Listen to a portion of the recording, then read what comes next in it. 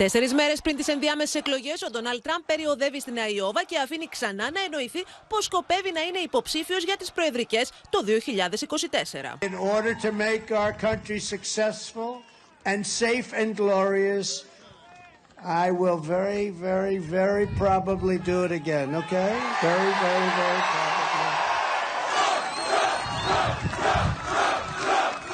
Oh, that's nice. Well, get ready. That's all I'm telling you. Very soon.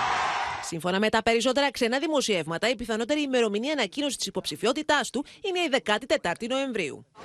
Ο πρόεδρος των Ηνωμένων Πολιτειών, Τζο Μπάιντεν, πάντως δηλώνει αισιόδοξος για το αποτέλεσμα των εκλογών. I know you always ask me how we doing. We're going to win this time around, I think. I feel really good about our chances. I think we're going to keep the Senate, pick up a seat. I think we have a chance of winning the House, so I'm optimistic. I really am.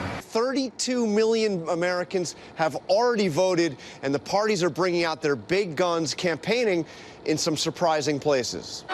Τις ενδιάμεσες εκλογές τυχιώνει και η άγρια επίθεση που δέχθηκε ο σύζυγος της Νάνσι Πελόζη. Ο Πολ Πελόζη πήρε εξιτήριο από το νοσοκομείο και η πρόεδρος της Βουλής ευχαρίστησε τον κόσμο για τη στήριξη.